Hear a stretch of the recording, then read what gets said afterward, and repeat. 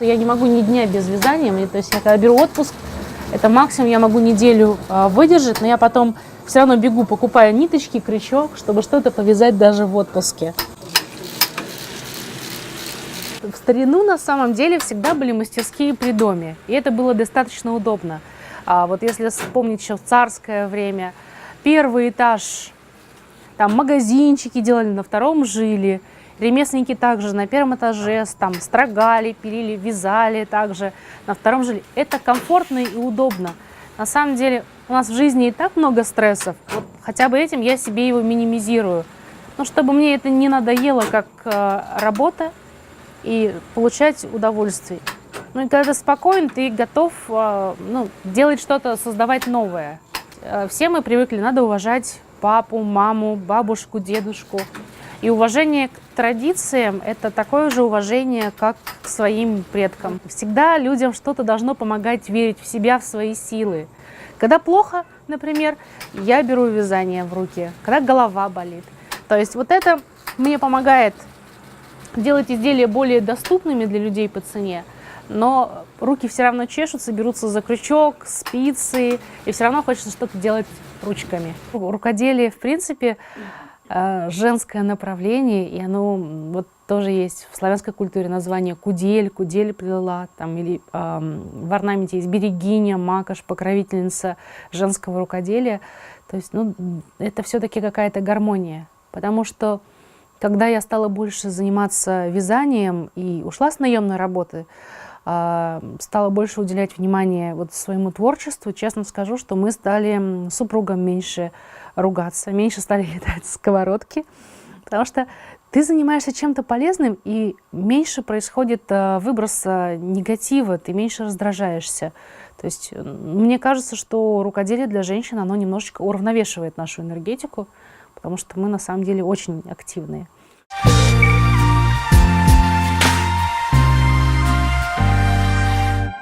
Я вначале вязала орнаменты неосознанно, честно, не придавая никакого смысла. И как у меня мама, например, тут работала в этом предприятии «Народные художественные промыслы». Вот, и я ей помогала, и мне было приятно, что я делаю что-то такое интересное, и потом хожу за зарплатой. То есть, когда тебе лет 11-12, мама была оформлена, а я ей вместе с ней там делала что-то. Потому что семья была многодетная, и у мамы не получалось, когда мы были маленькие, сидеть с нами, не получалось и сидеть, и работать одновременно. Поэтому, мне понравился тот опыт, когда ты за свой труд получаешь какое-то вознаграждение. Это и приятно. А сейчас для меня это и как медитация. Я не могу без вязания, меня это уже не отпускает. Мы очень много изучаем сам орнамент, ездим по музеям, когда ездим на фестивали, мы обязательно посещаем различные музеи, изучаем традиционные костюмы. Бывают идеи, приходят, как не смешно звучит, во снах, либо мы придумываем какую-то идею.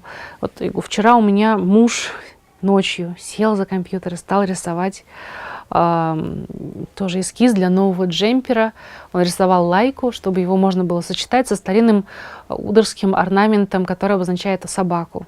Как раз, чтобы здесь было изображение лайки, а здесь орнамент лайка бегает возле речки, чтобы поддержать картинку его с смысловым орнаментальным значением.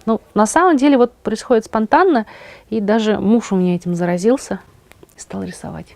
Символ солнца. И зигзаги – это символы воды.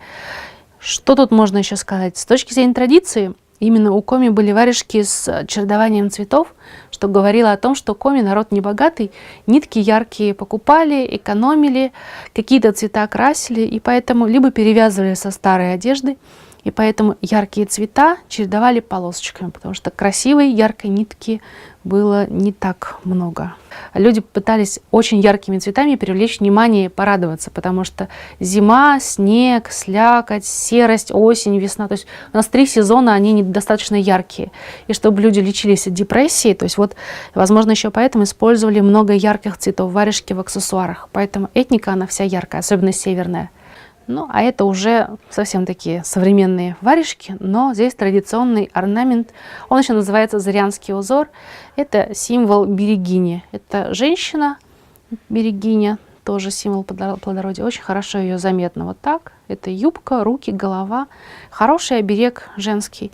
И мы сделали несколько ее, украсили дополнительно ручным кружевом. И они очень хорошо смотрятся, вот, ну, я не знаю, для современных модниц.